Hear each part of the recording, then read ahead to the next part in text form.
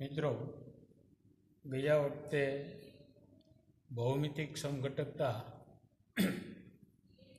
પૂરું કર્યું. ત્યાર પછીનો જે મુદ્દો તમારા સિલેબસમાં છે એ અવકાશીય સમઘટકતામાં બીજો જે મુદ્દો અથવા તો બીજો વિભાગ પ્રકાશીય સમઘટકતા. તો પ્રકાશીય સમઘટકતામાં થોડુંક ડીપની અંદર તમારે ભણવાનું છે. એમાં એક મુદ્દો છે, એક અસમ કાર્બન પરમાણુ ધરાવતા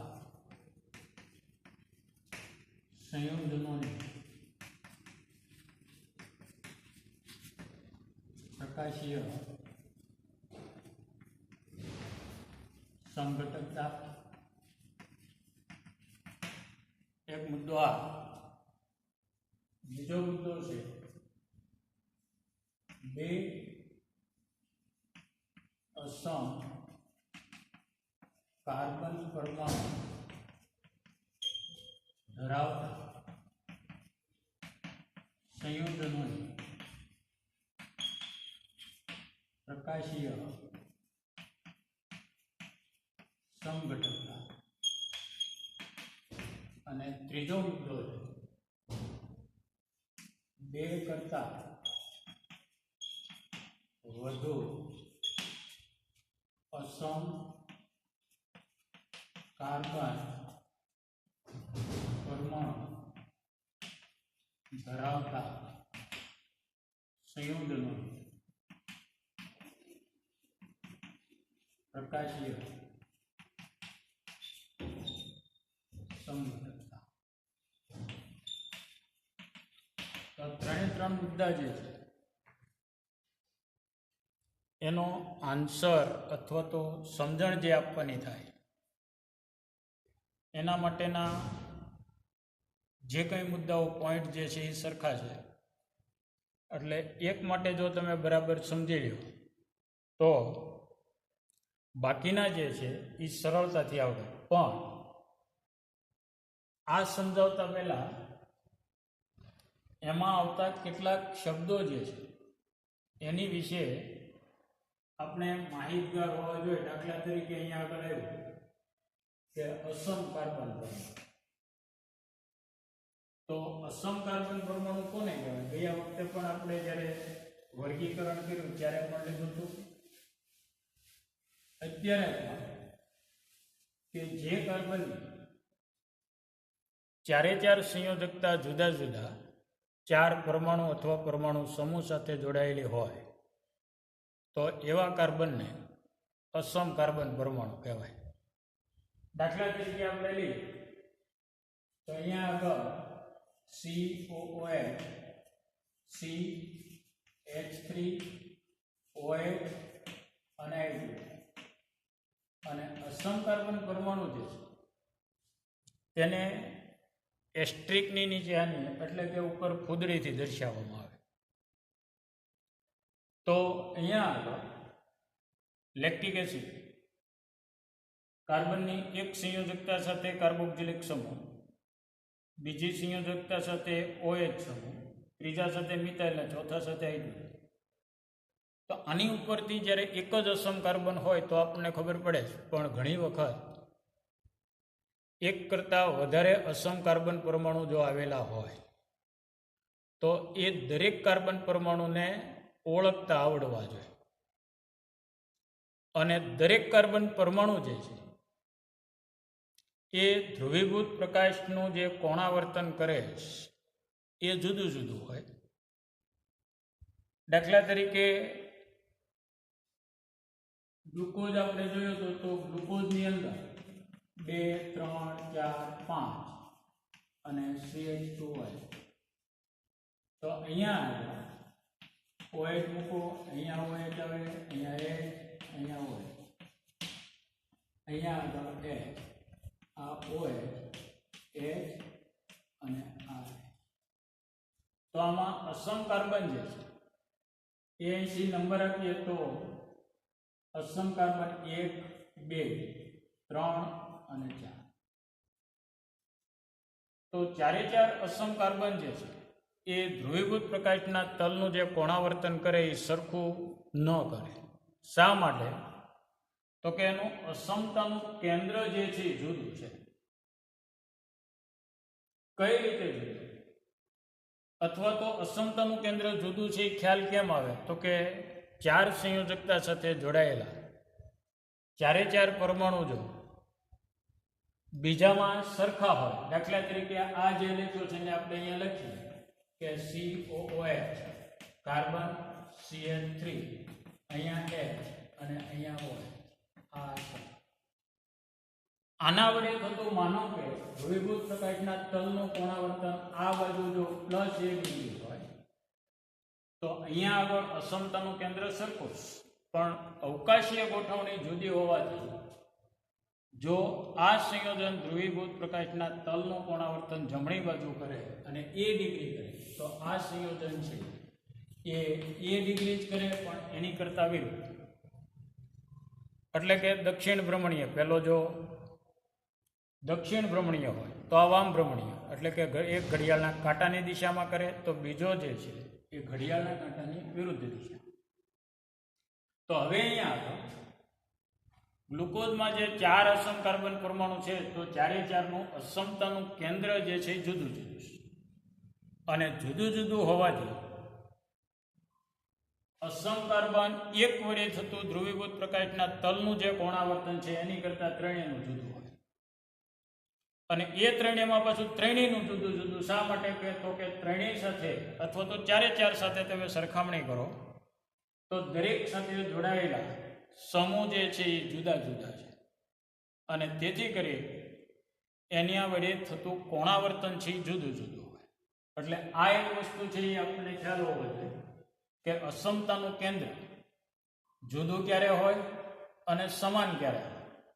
તો કે અસમ કાર્બન પરમાણુ સાથે જોડાયેલા ચારે ચાર પરમાણુ અથવા પરમાણુ સમૂહ જો સરખા હોય તો અસમતાનું કેન્દ્ર સમાન છે.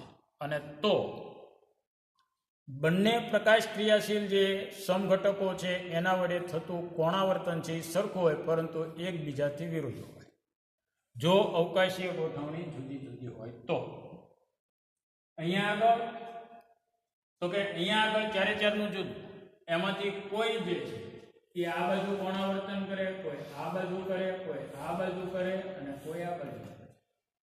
અને જ્યારે આપણે પોલારીમીટરની અંદર માપીએ ત્યારે આ ચારે ચારનું આપણને પરિણામે કોણાવર્તન મળે છે, નહીં કે એક એકનું જુદું. એટલે આ વસ્તુ છે એ આપણને એકદમ ક્લિયર હોવી. અને તો અહીંયા આગળ સૌથી પહેલા કે ભાઈ અસમ કાર્બન પરમાણુ જે છે કે પ્રકાશ ક્રિયાશીલતા દર્શાવવા માટે જરૂરી શું? તો કે કાર્બનિક સંયોજનની અંદર ઓછામાં ઓછો એક અસમ કાર્બન પરમાણુ જેને એસિમેટ્રિક કાર્બન એટમ તરીકે ઓળખવામાં આવે તો એ જો આ પણ કહેશે આ સંયોજન પણ કહેશે, પણ બંને વડે થતું ધ્રુવીભૂત પ્રકાશના તલનું કોણાવર્તન છે એ જુદું જુદું. એક વસ્તુ આવે. બીજી વસ્તુ આવે કે ધ્રુવીભૂત પ્રકાશ, તો એ પણ આપણે અગાઉ ડિસ્કસ કર્યું કે જે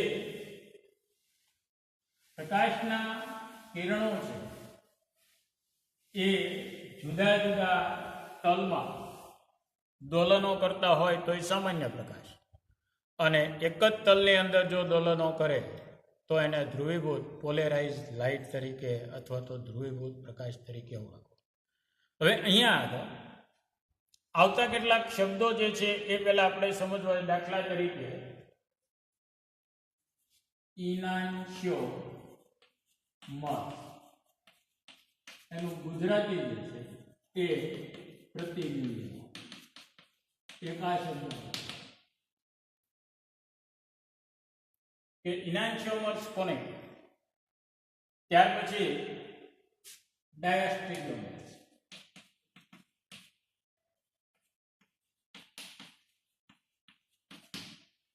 આ બે શબ્દો જે છે. ત્યાર પછી મેસોરો, ત્યાર પછી અભ્રામક, અથવા રેસેમિક મિશ્ર અને ત્યાર પછી એનો અત્યારે એટલું બધું ઉપયોગી નથી, પણ પ્રકાશ રસાયણ જ્યારે ભણીએ ત્યારે એની અંદર આવે કે ભાઈ આ શબ્દો શું છે. તો સૌથી પહેલા આ ક્લિયર કરીએ. અને ઘણી વખત પરીક્ષામાં પણ પૂછાતું હોય કે ઇનાન્શિયોમર્સ કોને કહેવાય. તો કાર્બનિક સંયોજક કે જે પ્રકાશ ક્રિયાશીલતાનો ગુણ ધરાવે, દાખલા તરીકે લેક્ટિક એસિડ CH3 COOH અને અહીંયા આગળ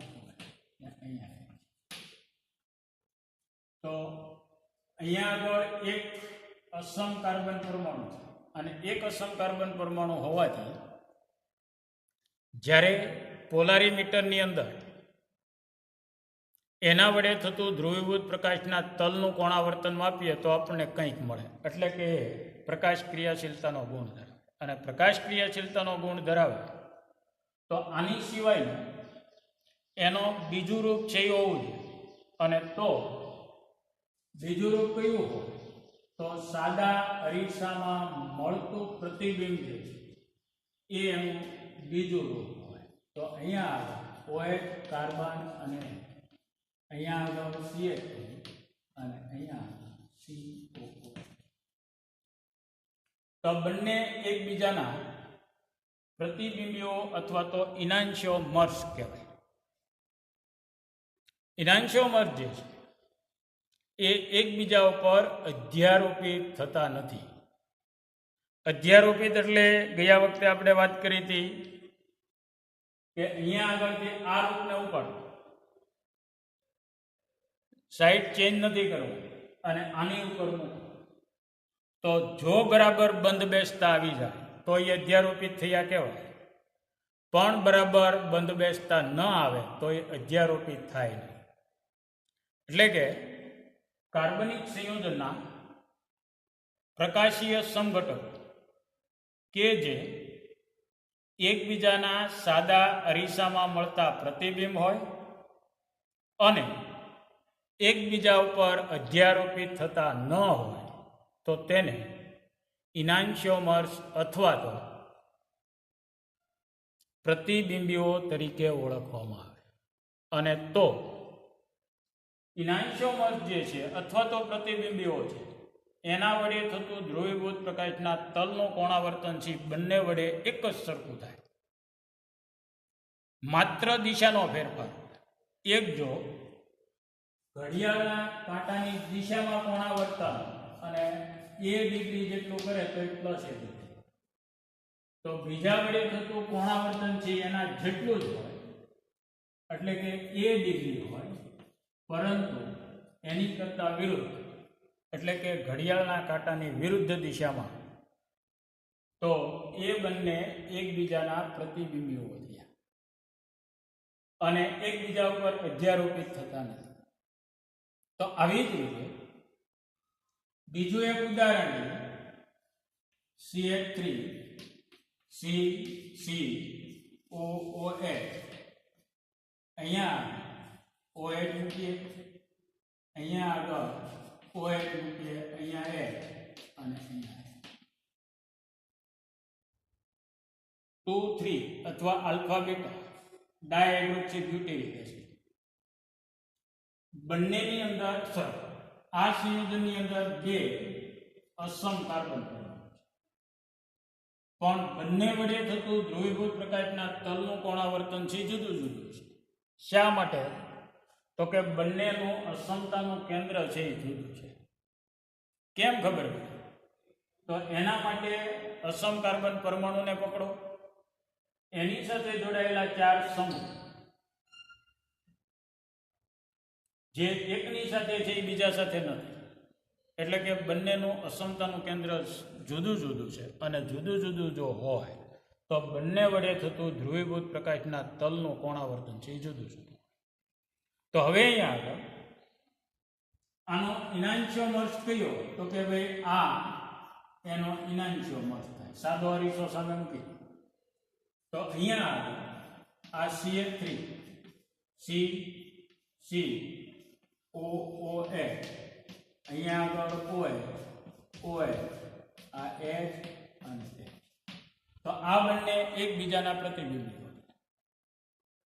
એટલે કે ઇનાન્શિયોમર્સ. આના વડે જેટલું કોણાવર્તન થાય એટલું જ આના વડે, પણ એકબીજાથી કેવું હોય તો કે વિરુદ્ધ. હવે આના સંયોજનને બીજી રીતે આપણે ગોઠવીએ તો આ CH3 કાર્બન કાર્બન અને COOH, OH અહીંયા H OH અને H. તો આ બંને કરતા આના વડે થતું ધ્રુવીભૂત પ્રકાશના તલનું કોણાવર્તન છે જુદું જુદું.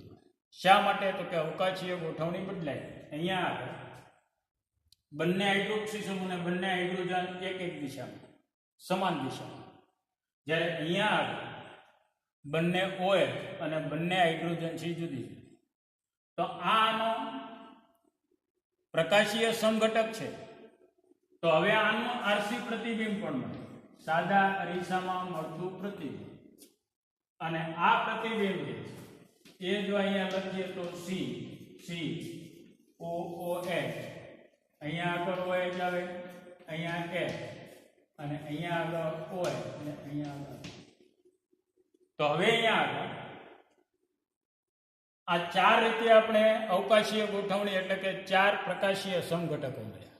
અને ચાર પ્રકાશીય સમઘટકો જો મળે તો આ બંનેનું કોણાવર્તનથી સમાન અને આ બંનેનું કોણાવર્તન પહેલા બે કરતા જુદું પણ આ બંનેનું સમાન. એટલે આ બંને એકબીજાના પ્રતિબિંબીઓ ઇનાન્શિયોમર્સ છે. આ બંને એકબીજાના પ્રતિબિંબીઓ છે. હવે વાત આવી ડાયાસ્ટેરિયોમર્સ.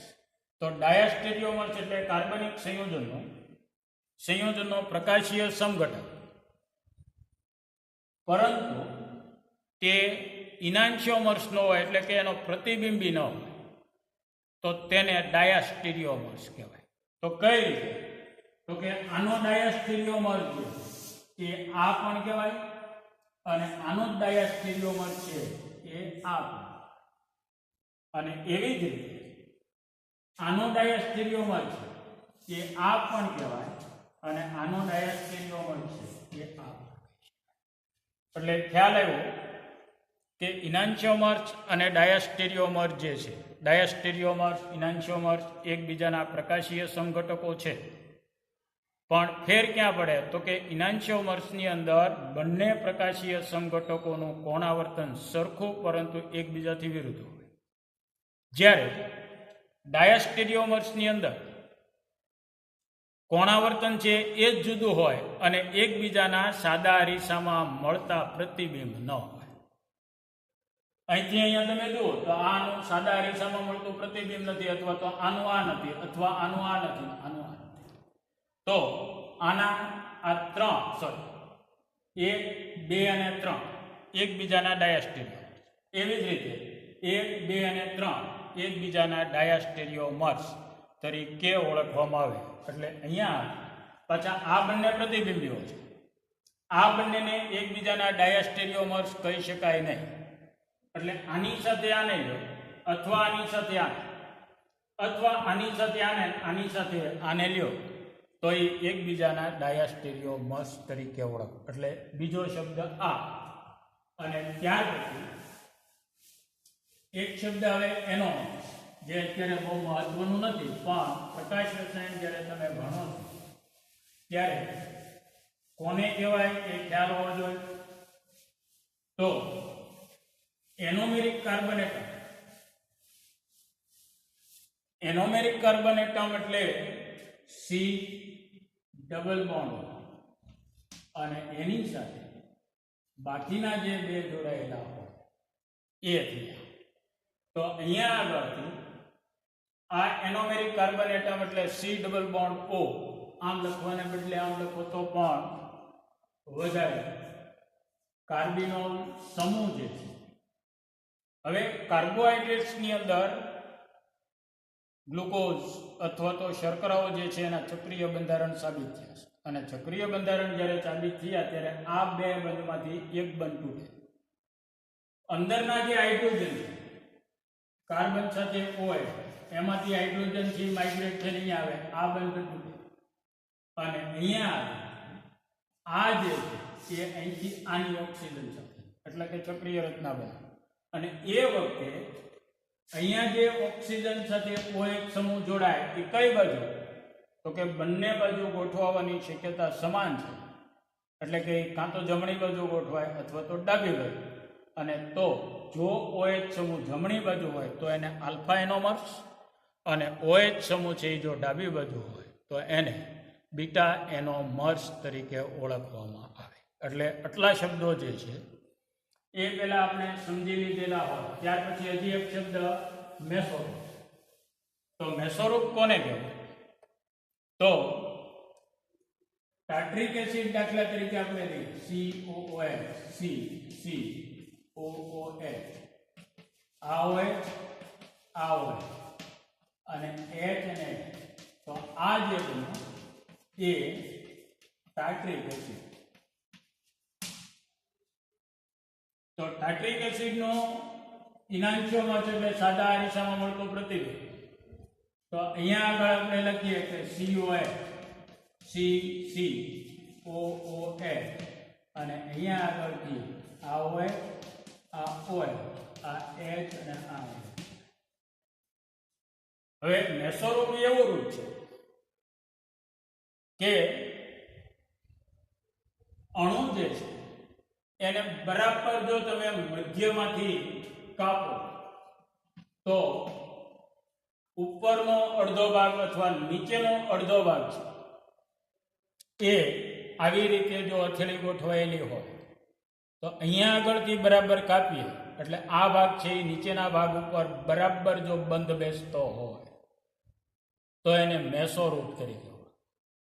જેમાં અણુનો અડધો ભાગ જે છે એ ધ્રુવીભૂત પ્રકાશના તલનું જ્યારે આ બાજુ કોણાવર્તન ડાબી બાજુ ત્યારે અણુનો અડધો ભાગ જે છે એ આ બાજુ જમણી બાજુ કોણાવર્તન કરે અને બંને વડે થતું કોણાવર્તન જે છે એ સમાન અને સમાન હોવાને લીધે પરિણામી કોણાવર્તન જે છે એ શૂન્ય મળે.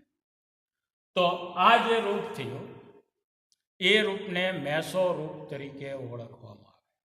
એટલે આટલી માહિતી જો આપણી પાસે હોય તો આગળના જે હવે મુદ્દા આપણે ભણવાના છે તો એમાં સરળતાથી આપણે નક્કી કરી શકીએ કે આ મેસોરૂપ છે કે દક્ષિણ ભ્રમણીય રૂપ છે, વામ ભ્રમણીય રૂપ છે, અને હજી એક રૂપ અભ્રામક અથવા તો રેસેમિક મિશ્રણ. તો રેસેમિક મિશ્રણ કોને કહેવાય? તો આનો જે ત્રીજો સમઘટક COOH CCOOH એક OH આ બાજુ એક હાઇડ્રોજન આ બાજુ તો હાઇડ્રોજન અને આ આનું બીજું રૂપ જે છે તો એ રૂપ આપણે આ રીતે લખી શકીએ CCOOH અહીંયા આ H OH અહીંયા આગળ H અને આ એક આમાંથી દક્ષિણ ભ્રમણીય રૂપ હોય કે જો આમ ભ્રમણીય બંનેનું સમતુલ્ય મિશ્રણ 50% અને 50% આ રૂપ જો તો પરિણામી કોણાવર્તન જે છે એ કેવું મળશે? તો કે પરિણામી કોણાવર્તન શૂન્ય મળે. અને તો આ બંને રૂપનું જે મિશ્રણ છે એને રેસેમિક મિશ્રણ તરીકે કે જે ખરેખર પ્રકાશીય સમઘટકો છે પણ પોલારીમીટરમાં જ્યારે આપણે કોણાવર્તન માપીએ ત્યારે કોણાવર્તન છે આપણને શૂન્ય મળે છે. એવી જ રીતે મેસોરૂપ જો હોય તો મેસોરૂપનું કોણાવર્તન પણ કેવું મળશે? મેસોરૂપનું કોણાવર્તન જે છે એ કેવું થાય તો કે શૂન્ય. જે પ્રકાશીય સમઘટક છે પણ કેવું થશે શૂન્ય. શું કામ તો કે અડધો ભાગ જ્યારે ધ્રુવીભૂત પ્રકાશના તલનું જમણી બાજુ કોણાવર્તન કરે ત્યારે બાકીનો અડધો ભાગ જે છે એ ડાબી બાજુ કોણાવર્તન. અને કેટલું તો કે જેટલું જમણી બાજુ થાય છે એટલું જ ડાબી બાજુ. અને તો અહીંયા આગળ આંતરિક પ્રતિકાર જે છે એ મેસો રૂપમાં શૂન્ય કોણાવર્તન માટે જવાબદાર છે. જ્યારે રેસેમિક રૂપમાં શું થાય તો કે રેસેમિક રૂપની અંદર એક રૂપ જ્યારે જમણેરી કોણાવર્તન કરે ત્યારે બીજું રૂપ છે ડાબી. અને બંને વડે થતું કોણાવર્તન છે કેટલું હોય તો કે સમાન પરંતુ એકબીજાથી વિરુદ્ધ. અને તો પરિણામી કોણાવર્તન છે એ શૂન્ય મળે. શૂન્ય મળવા માટે અહીંયા જવાબદાર કોણ તો કે બાહ્ય પ્રતિકાર. એટલે કે એક રૂપનો પ્રતિકાર છે એ બીજું રૂપ. જ્યારે અહીંયા આગળ અણુ એક જ છે પણ એમાંથી અડધો અણુ આમ કરે છે અને એ વખતે બાકીનો અડધો અણુ છે આમ. તો આ રીતે કોને મેસોરૂપ કહેવાય, કોને રેસેમિક રૂપ કહેવાય, કોને દક્ષિણ ભ્રમણીય, કોને વામ ભ્રમણીય, કોને પ્રતિબિંબીઓ, કોને ડાયાસ્ટીરિયોમાં. તો આટલી માહિતી છે જો બરાબર આપણે ખ્યાલ હોય તો અવકાશ રસાયણ ઘણું સરળ બને. કારણ કે રૂપ હવે બધા આવશે કે આ રૂપ છે દક્ષિણ ભ્રમણીય, આ રૂપ છે વામ ભ્રમણીય. તો એ જ આપણને ખ્યાલ ન હોય કે દક્ષિણ ભ્રમણીય કોને કેવું, વામ ભ્રમણીય કોને કેવું, તો અહીંયા આગળ એ તકલીફ પડે. એટલે ઉદાહરણ સાથે આપણે અહીંયા આગળ સ્પષ્ટ કર્યું કે ભાઈ કોને કેવા પ્રકારનું રૂપ અથવા તો ગોઠવણી હોય તો એને કયું નામ આપવામાં આવેલું છે. એટલે આ તો હવે આપણે યાદ જ રાખવું પડે. ઉદાહરણ સાથે મેં આપ્યું. તો હવે અહીંયા આગળ મુખ્ય મુદ્દો આપણો જે છે એ એક અસમ કાર્બન પરમાણુ ધરાવતા સંયોજનોની પ્રકાશ ક્રિયાશીલતા.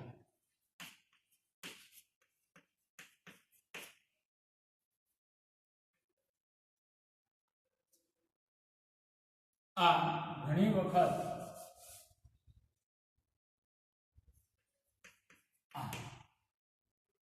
તો હવે આમાં આપણે સમજાવવાનું શું તો સૌથી પહેલા કે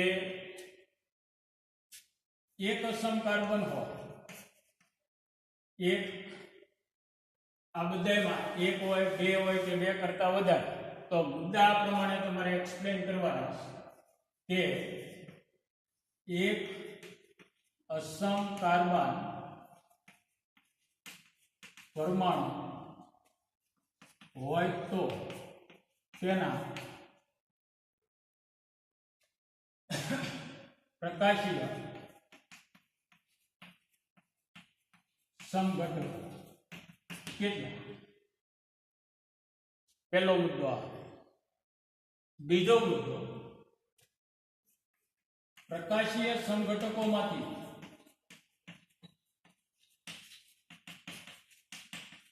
કેટલા પ્રકાશ ક્રિયાશીલ અને કેટલા પ્રકાશ અક્રિયાશીલ.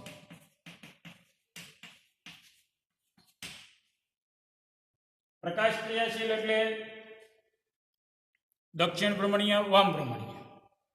એટલે કે પોલારીમીટરમાં જ્યારે આપણે એનું કોણાવર્તન માપીએ ત્યારે ધ્રુવીભૂત પ્રકાશના તલનું કોણાવર્તન શૂન્ય સિવાયની કંઈક કિંમત મળતી હોય, પછી પ્લસ મળે અથવા માઇનસ મળે. તો આ બધા જ રૂપો જે છે એ શેમાં આવશે? પ્રકાશ ક્રિયાશીલ. પ્રકાશ અક્રિયાશીલ. તો પ્રકાશ અક્રિયાશીલ રૂપો એટલે કે જે પ્રકાશીય સમઘટકો છે પણ જ્યારે આપણે પોલારીમીટર સાધનની અંદર એનું વડે થતું કોણાવર્તન માપીએ તો એ કોણાવર્તન આપણને દર્શાવે નહીં, એટલે કે શૂન્ય હોય, તો એને પ્રકાશ અક્રિયાશીલ. દાખલા તરીકે હમણાં આપણે લીધું કે મેસો, તો એ પ્રકાશીય સમઘટક છે, પણ એનું કોણાવર્તન જ્યારે તમે માપો તો એ આપણને મળે નહીં, શૂન્ય મળે. એવી જ રીતે રેસેમિક મિશ્રણ, તો એનું કોણાવર્તન પણ શૂન્ય આપણને મળે, એટલે કે માપી શકાય નહીં, શૂન્ય જ મળે. તો આ જે છે એ પ્રકાશ અક્રિયાશીલ. અને ત્યાર પછી પ્રકાશ ક્રિયાશીલ રૂપો જે છે એને સમજાવે. પ્રકાશ ક્રિયાશીલ રૂપો નું કોણાવર્તન. જેટલા પ્રકાશ ક્રિયાશીલ રૂપો મળશે દરેકનું કોણાવર્તન જે છે બબ્બેનું સરખું છે, જોડીનું સમજાવે. પણ બાકીનાનું જે છે એ આપણને જુદું જુદું મળે. તો એ કઈ રીતે જુદું, કયા કયા છે એટલું. ત્યાર પછીનો મુદ્દો પ્રકાશ અક્રિયાશીલ રૂપો કયા કયા આટલો. અને છેલ્લો મુદ્દો જે યોગ્ય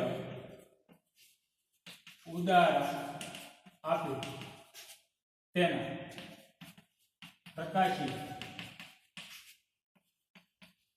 સમઘટકો દર્શાવે.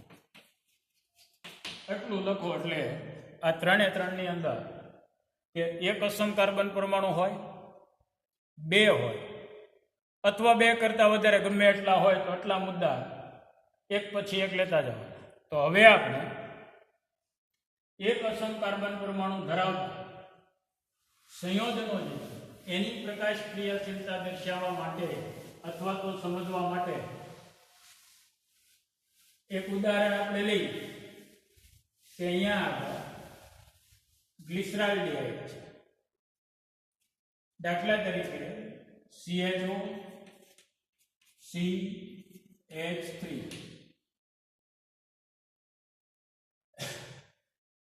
અથવા લેક્ટિક એસિડ.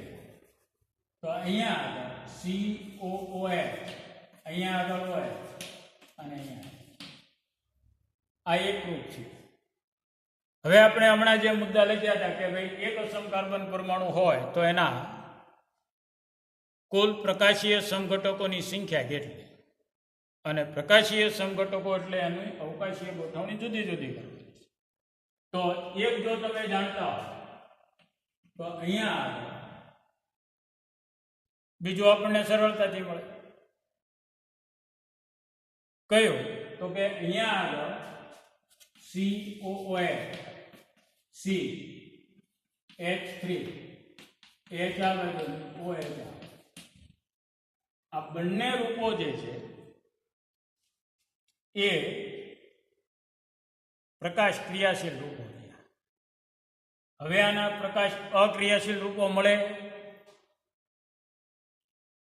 અથવા તો આની સિવાયનું બીજું કોઈ પ્રકાશીય રૂપ, એટલે કે આની સિવાયની ગોઠવણી થઈ શકે.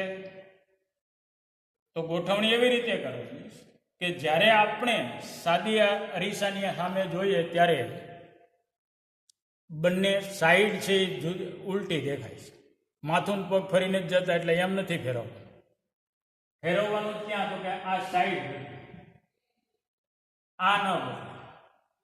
અને તો અહીંયા આગળ લેક્ટિક એસિડ જે છે એની અંદર આની આ બે સિવાય ત્રીજી ગોઠવણી આપણને મળતી નથી.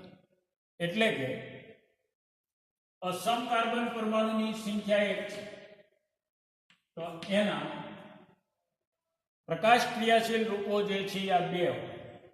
બે પૈકી એક જે છે એના વડે થતું ધ્રુવીભૂત પ્રકાશના તલનું કોણાવર્તન જમણી બાજુ હોય, ધારો કે A ડિગ્રી હોય plus or minus A degree, તો જમણી બાજુ છે માટે આપણે એને પ્લસ અને તો બીજા રૂપ વડે થતું કોણાવર્તન A ડિગ્રી ખરું પણ કયું માઇનસ.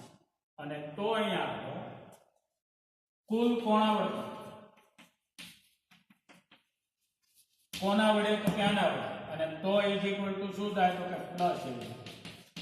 અને અહીંયા આગળ આપણે plus or minus a degree બરાબર પ્લસ ઓર માઇનસ 5 ડિગ્રી જો ધારીએ તો અહીંયા આગળ થયું પ્લસ 5 આધારે. તો આના વડે કેટલું થાય? તો કે આના વડે આની જેટલું પણ એની કરતા વિરુદ્ધ એટલે માઇનસ a. અને તો કેટલો દીધો? તો કે માઇનસ. તો બંને એકબીજાના જે પૈકી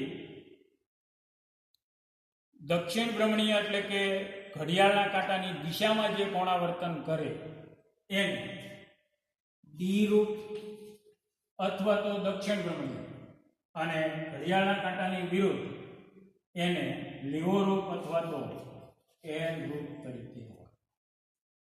અને તો હવે આપણે એવું કહી શકીએ કે ભાઈ એક અસમ કાર્બન પરમાણુ હોય તો એના બે પ્રકાશ ક્રિયાશીલ સમઘટકો હોય, જેમાંથી એક છે એ ધ્રુવીભૂત પ્રકાશના તલનું જમણેરે એટલે કે ઘડિયાળના કાંટાની દિશામાં કોણાવર્તન કરે છે, જ્યારે બીજું રૂપ છે એ પ્રથમ રૂપનું સાદી આરસીમાં મળતું પ્રતિબિંબ હોય, જે પ્રથમ રૂપ જેટલું જ પરંતુ તેની કરતા વિરુદ્ધ એટલે કે ડાબેરી કોણાવર્તન કરે છે, જેને વામભ્રમણીય રૂપ તરીકે ઓળખવામાં. અને તો આ બે પ્રકાશીય રૂપો છે, પ્રકાશક્રિય. અને ત્રીજું રૂપ જે છે એ કહ્યું હતું કે એક પ્રકાશ અક્રિયા છે, જેમાં 50% છે ડી રૂપ અને 50% એ રૂપ. એટલે પ્લસ 5 ડિગ્રી આ બાજુ કોણાવર્તન થાય, -5 ડિગ્રી આ બાજુ. અને તો પ્લસ એ ડિગ્રી માઇનસ એ ડિગ્રી બરાબર 0 ડિગ્રી. અને તો આવી રીતે દક્ષિણ ભ્રમણીય અને વામ ભ્રમણીય રૂપનું કુલ કોણાવર્તન જો શૂન્ય થતું હોય તો એવું જે રૂપ છે એને રેસેનિક રૂપ તરીકે ઓળખવામાં આવે. અને તો હવે આની ઉપરથી આપણે કહી શકીએ, હવે જે એક્સપ્લેન કરવું હોય તો આની સિવાય હવે બીજું રૂપ આપણને મળતું નથી, આમાં મેસો રૂપ મળવાનું નથી. તો સૌથી પહેલો મુદ્દો કે એક અસમ કાર્બન પરમાણુ ધરાવતા સંયોજનના કુલ 3 પ્રકાશીય સમઘટકો શક્ય બને, જે પૈકી 2 સમઘટકો છે પ્રકાશ ક્રિયાશીલ અને એક રૂપ જે છે અથવા તો સમઘટક છે એ પ્રકાશ અક્રિયાશીલ હોય. 2 પ્રકાશ ક્રિયાશીલ રૂપો પૈકી એક રૂપ દક્ષિણ ભ્રમણીય એક રૂપ ધ્રુવીભૂત પ્રકાશનું ઘડિયાળના કાંટાની દિશામાં એટલે કે જમણેરી કોણાવર્તન કરે છે, જેને દક્ષિણ ભ્રમણીય રૂપ તરીકે ઓળખવામાં આવે.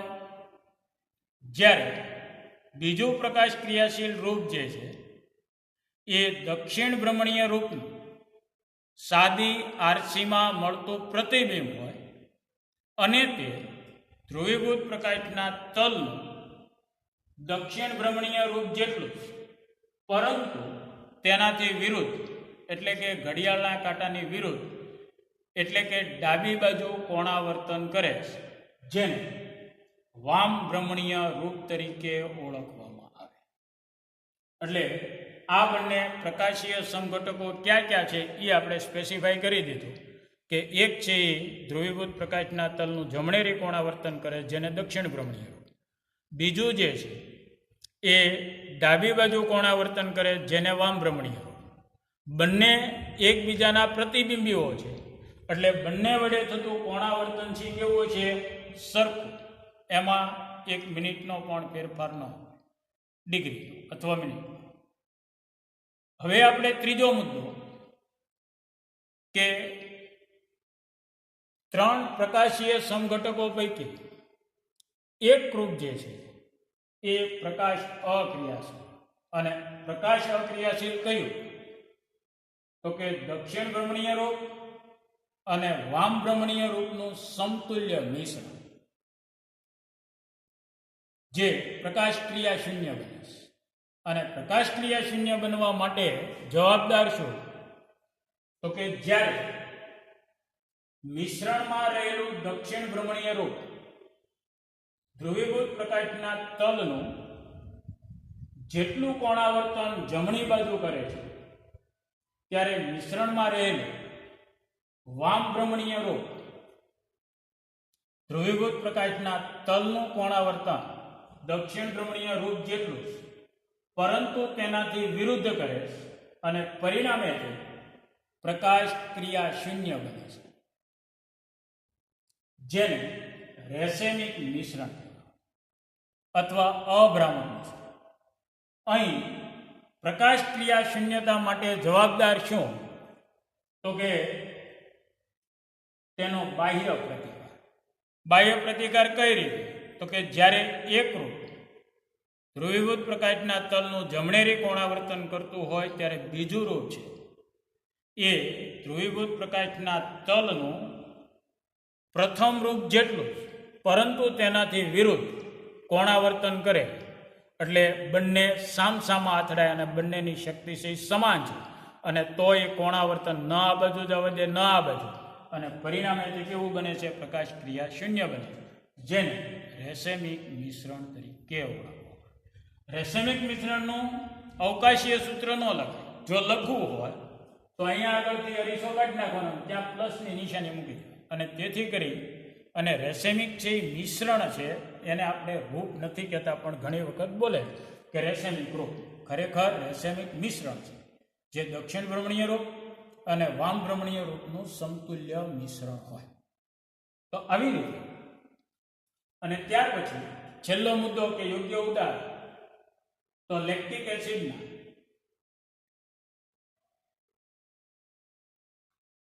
લેક્ટિક એસિડ એક અસમ કાર્બન પરમાણુ ધરાવે છે, જેના પ્રકાશીય સમઘટકો નીચે પ્રમાણે દર્શાવી શકાય અને તેના વડે થતું કોણાવર્તન છે એ પણ નીચે પ્રમાણે દર્શાવી શકાય. એટલે આ રીતે તેમ લખી નાખો. +5 ને -5 છે એ ઉદાહરણ તરીકે સરળતાથી યાદ રહે એટલા માટે લખો. આ લખવાની જરૂર નથી. આ તમે લખી નાખો એટલે અહીંયા જે મુદ્દો આપણે એક્સપ્લેન કરવાનો હતો એ પૂરો થાય. આનો આ પ્રશ્ન તમને પૂછે કે ભાઈ લેક્ટિક એસિડની પ્રકાશ ક્રિયાશીલતા સમજાવો અથવા ગ્લિસરિક એસિડની પ્રકાશ ક્રિયાશીલતા સમજાવો અથવા ગ્લિસરાલ્ડિહાઇડની પ્રકાશ ક્રિયાશીલતા સમજાવો, તો આગળના બધા જ મુદ્દા એક સરખા તમારે એક્સપ્લેન કરવાના. માત્ર ઉદાહરણ બદલે +a ડિગ્રી -a ડિગ્રી ધારેલું છે એટલે એમાં એનું એ જ કોણાવર્તન ધારી શકાય. પ્લસ અને માઇનસ ધારો તમે ત્યારે શું કરવાનું કે ધારો કે વડે થતું કોણાવર્તન +or -a ડિગ્રી હોય તો જમણી બાજુ જો થાય તો પ્લસ રાખવાનું અને ડાબી બાજુ જો થાય તો માઇનસ. એટલે આ રીતે અહીંયા આગળ પહેલો મુદ્દો આપણો જે છે એ અહીંયા આગળ પૂરો થાય છે. Thank you. આવતા વખતે 2 અસમ કાર્બન પરમાણુ ધરાવતા સંયોજનોની પ્રકાશ ક્રિયાશીલતા આપણે આગળ એક્સપ્લેન કરીશું.